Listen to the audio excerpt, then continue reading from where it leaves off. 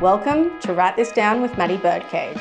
As a global marketing advisory founder, a business educator, and psychology-informed strategist with a full family life and an addiction to luxury travel, I'm here to let you into the inner workings of my businesses, my family life, and my mind to show you how to live the good life. Each episode, I promise to give you practical takeaways you can take action on right away to get you closer to being that calm, growth-focused CEO in control of your business, your marketing, and your life. So make sure you write this down. Welcome back to another episode of Write This Down with Maddie Birdcage, and today I am talking about the future of marketing as it relates to AI. Now, this is a direct response to a comment that I received on one of my videos only this morning, and I have a lot of thoughts on this. So, okay, I'm going to be really real with you guys because I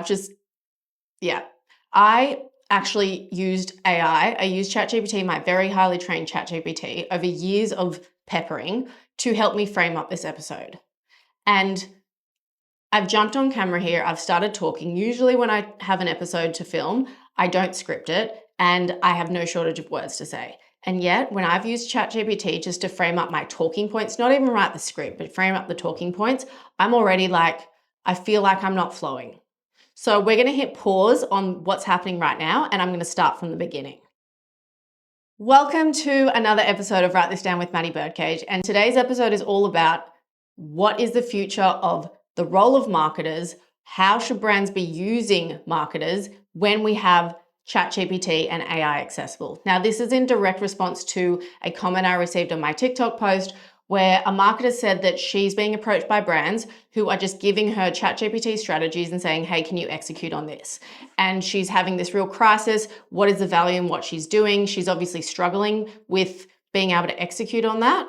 And I have a number of reasons why this is the case. So the first thing that I really want to talk about is the fact that, yes, your role as a marketer is in jeopardy because of AI, but only if you are outputting at the same generic level that ChatGPT and AI models do. The way that I see AI, the way that I use AI in my business is as my assistant, as a junior marketer, as someone who can consolidate a whole bunch of thoughts and put them into some brainstorming points, but it never actually ever becomes the final output. And I have such a rule within my business that no captions, no content, no anything can be a blanket copy paste from ChatGPT. Now, that's not to say that I don't think that there is value behind AI. I just believe it will speed up what is happening naturally.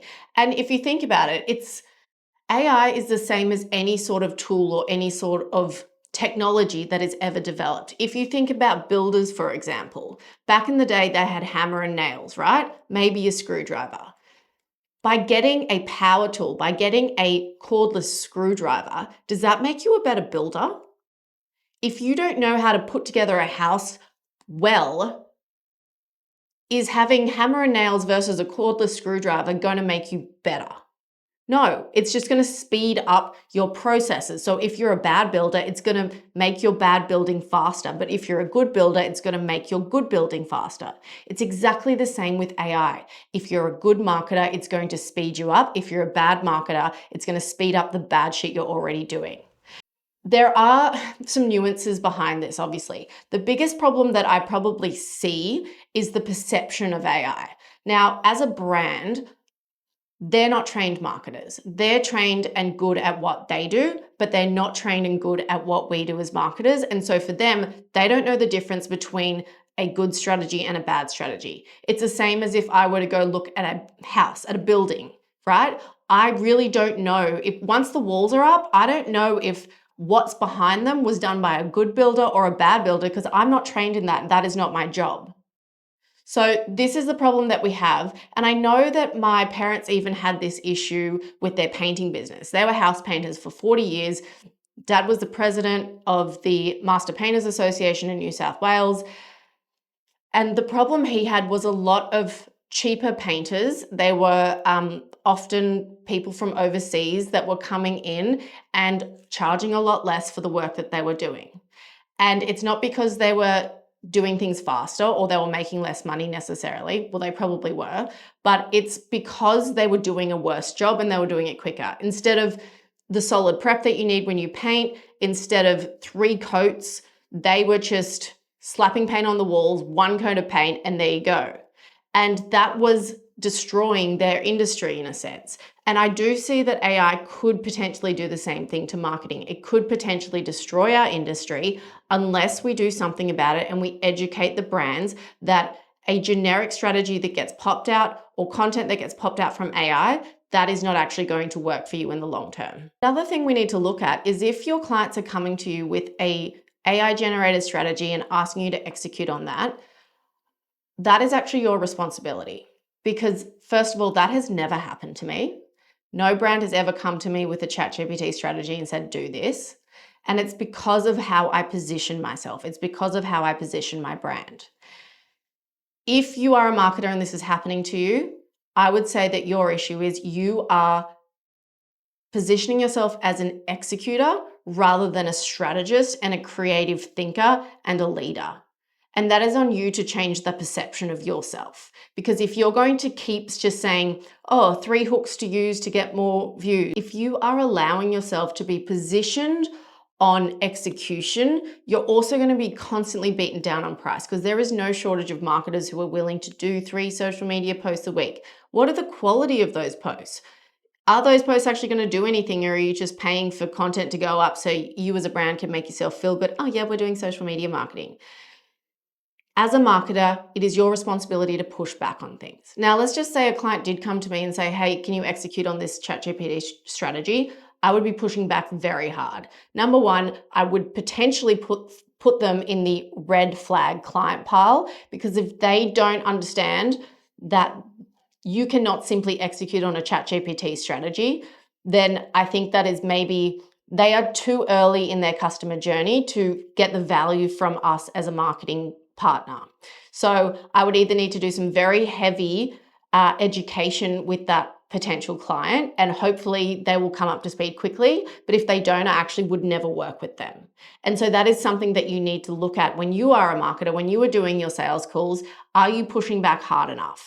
And if you're not pushing back hard enough with your clients, even in the sales call process, it makes me wonder how much value are you actually going to be delivering that brand moving forward. Now, the biggest shift that happened to me when I've been in business for 11 years now, and I've never truly been a yes person, but I think earlier in my days, in my people-pleasing mode, I really just wanted my clients to be happy. And so that meant that if they came to me with a shitty website that I could see, but they're like, hey, I want to run some Facebook ads. First of all, because I was in my early days of a business, I was like, yeah, sure, we can do that. Like, I just kind of need the money. So whatever I need to do to get the client, I will do that. I'm not going to go and upset them and say the website they've just spent $12,000 on with a shitty web designer is actually going to kill any sales that we bring through with their ads. These days, I push back so fucking hard. I think my clients really actually struggle with me sometimes, but they stick with me because they know that, number one, I have their best interests at heart. Number two, I know what I'm doing. And number three, when the results come through and change, they trust the process, then they see it happen, and then they're like, okay, this bitch knows what she's talking about. If you're not willing to push back on a discovery call and set that tone that you are not just a yes person, you are not just a virtual assistant, you are not just someone that's going to execute their marketing, you are actually a thinker, a leader, and that you will challenge them. If you're not doing that in the first instance and not setting the tone in that, then I do question how much value you can actually deliver to them as a marketing person. And I'm not saying you're bad at marketing, that you're bad at business, that you should just give up. What I'm saying is you need to do some evolution yourself. Number one, to maybe reduce some people-pleasing tendencies. Number two, to become more confident in your methods and what you believe and what you know. And if you're not confident in that, then you need to do some education. You need to upskill. And I will talk about how you can get to that point later, because that is the whole evolution that I had to go through myself. I also want to look at what ChatGPT will fail to see. So when a brand, let's just say they've been in business for a couple of years and they're like, oh, we need to do social media marketing or digital marketing. They will put into ChatGPT, can you write me a marketing plan for a candle business or for a building business or for a beauty business. Can you write me a marketing plan for that? It's going to go through and say, post this, post this, post this, da da da da da. What it doesn't actually do is go through and audit their existing channels. It doesn't go through and look at their existing website. I mean, you could upload screenshots into chat and get it to do like an audit of your website, but I have done that in the past. I've literally tried everything when it comes to AI, and like some points are valid, but I'd say it's probably 75% bullshit. And so just because something is best practice and works in theory, and that's what chat's going to spit out for these brands, doesn't mean it's actually going to work in real life for their brand. Every single brand is different. And the reason why it's different is because every brand has a different founder, a different management team, different staff, slightly different products, hopefully, different offers. And because of that, they have a different target audience. And this is where it gets really deep. You need to truly understand who it is that you're actually speaking to on such a psychological level that it cuts through anything else. And that is why all of our strategy processes always start with audience profiles first, but then audience psychology. And we've developed these tools that put audiences into they're one of 5 different schemas where how audiences' brains think and how they respond to the world, and then the marketing gets shaped on that. ChatGPT is not going to do that. Even the custom GPT that I have developed with our 100-page document of our strategy process, it still gets it wrong a lot of the time. I don't know why, but whenever I have tried to use the custom GPT I've developed for our strategies, I put everything in there. I think, okay, it's going to speed everything up for me. It always comes back with saying it's a security and safety schema, which it is no. And I always have to push back on it. Oh, yes. And then it gives me some bullshit excuse why it came up with that. And it still wants to ChatGPT doesn't like to be wrong. So it still likes to hold on to what it initially said. But I know, because of my experience, I know that it's not correct. Now, brands, even if I gave you this custom GPT, even if I gave brands this custom GPT, even if they followed what was in that to the letter, they're still going to end up with a very wrong strategy because that audience schema was not correct in the first place. Because everything hinges on that. And unless you have the understanding as an experienced marketer, but also a human being in the world, and also kind of like this intuitive sense of understanding who your client is and what they're trying to achieve, unless you know all of those things, unless you know the right questions to ask, which ChatGPT will not, unless you know all of this, you're going to get it wrong. And so I'm not saying that you have to wait until you've had 2 decades of experience like I have to be any good at marketing, because I've even seen marketers with many, many years of experience that still haven't got it because they've just simply never learnt what I have figured out, because it's not commonplace to learn this kind of stuff, right? This has come from years of obsession and literally thinking of nothing else. But it's why we have our programs, it's why we have Birdcage Certified, the full library, and it's why we offer the services that we do, because I want to obviously share what I know with the world. AI can produce ideas, it can come up with concepts, it can write endless amounts of copy for us, but it can't read a room. It can't go on socials, can't go through people's socials and diagnose the comments, diagnose the sentiments behind what your people are commenting on. It can't do all of those things that we as humans can do, that you as a strategic thinker can do. It can't push back and challenge your clients the way that you can in real time. And so to be a successful marketer in the future with AI behind you, you need to be able to diagnose the real block behind what is happening with their business and with their marketing. And that means having an understanding of business as a whole as well, because all marketing does is amplify existing opportunities or existing problems within a business. If you're seeing that, yes, someone can go and ask for a marketing strategy to sell their to promote their beauty business, but if they're not charging enough, or if they're having a client retention problem, or if they're just offering the wrong or if their service in the clinic doesn't match what they're putting out on socials, then that's going to be a problem that reflects in the marketing eventually.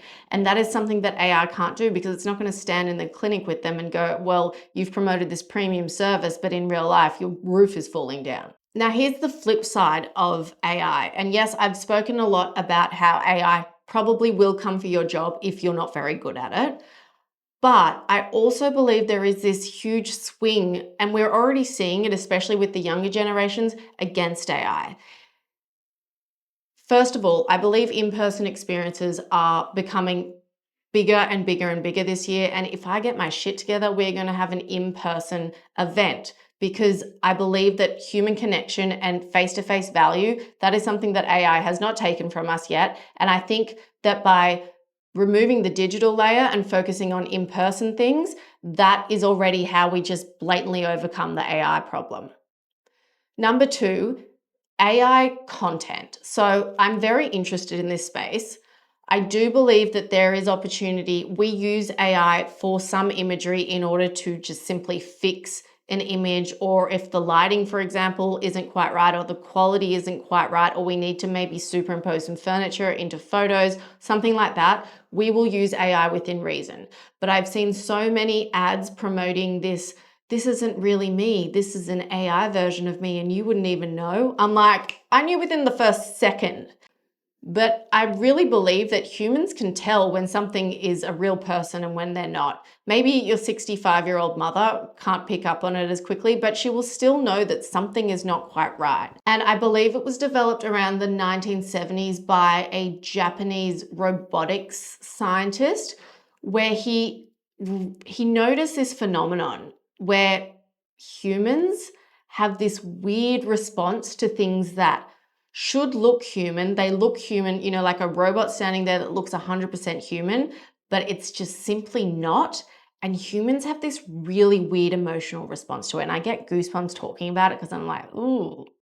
It's basically, so the uncanny valley theory is where, say like a robot, for example, exists in its like robotic form, right? We don't have an emotional response to it, right? We see it as a machine. The more and more it starts looking like a human, the more our ability to develop an emotional response to it increases up until a certain point, where then it actually goes backwards, because nothing can ever truly become 100% human, whether it's a smell, whether it's a slight little subconscious little tweak of the facial muscles, whether it's almost like the tiniest little things that you don't even consciously know that you're noticing, but that then makes us completely afraid of that thing. It makes us become very anxious, very concerned, very distant from whatever that thing is, because we see it as something that's pretending to be human.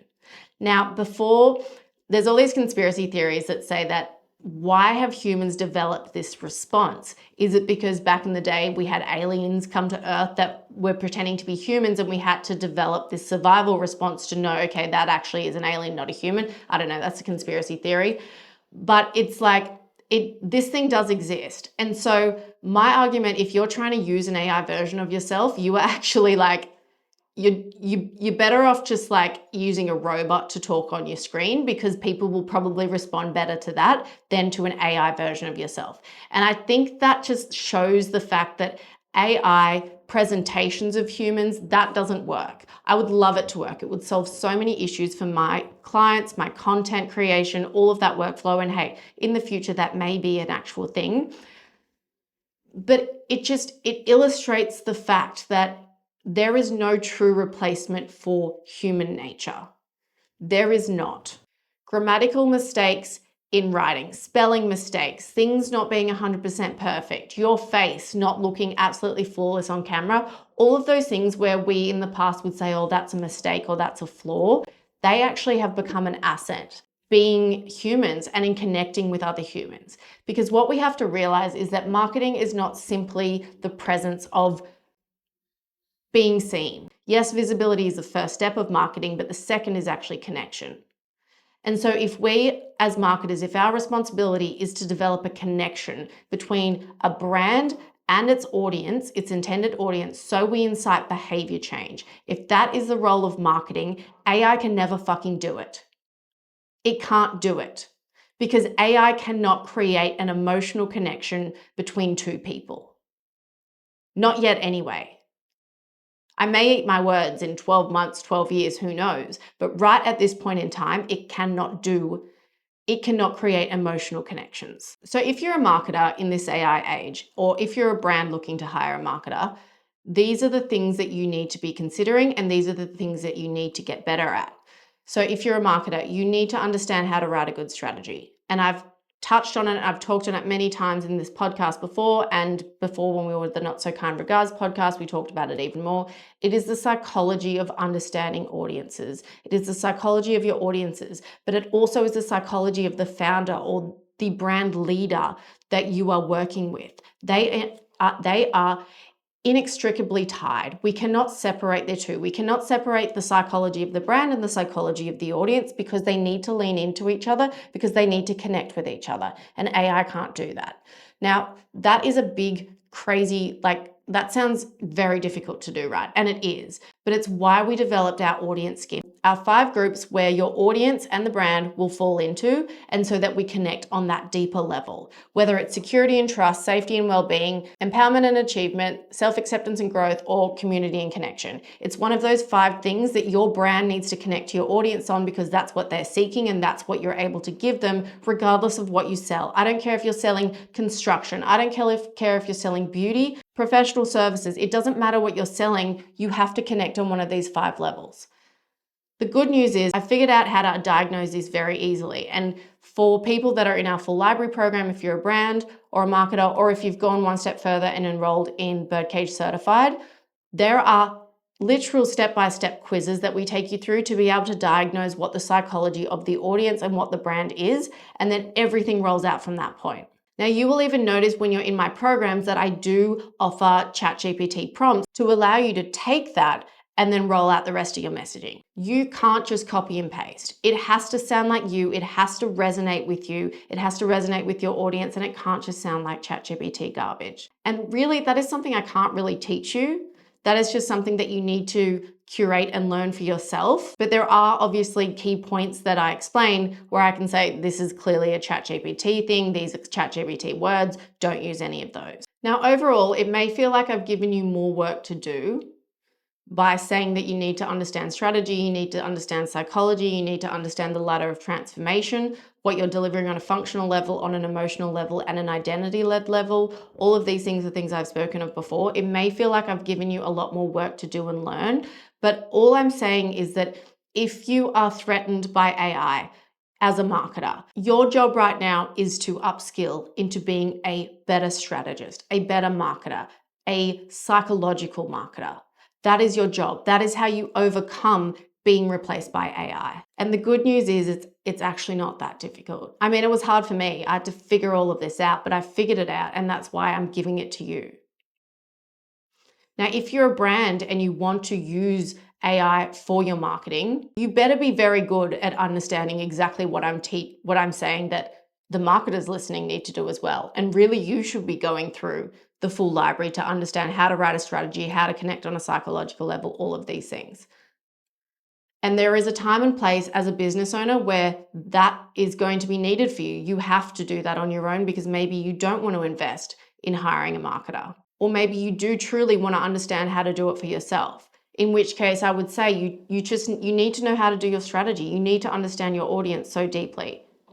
And then if you do decide that you need help with execution, you need to make sure the marketer that you're hiring understands what you understand.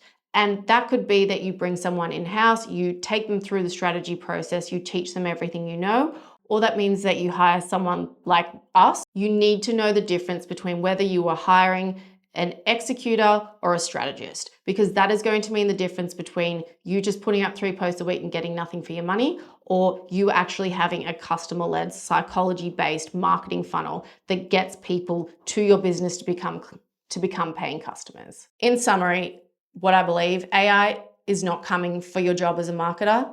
Brands, AI cannot replace marketers. It is only coming for the jobs, and it's only going to replace the marketers that are delivering the same value, the same generic thinking, the same shallow ideas that AI is going to be spitting out for you anyway. Also, please just don't use AI in your content. It's shit. You're better off having crap grammar, crap spelling, but it actually being authentically you.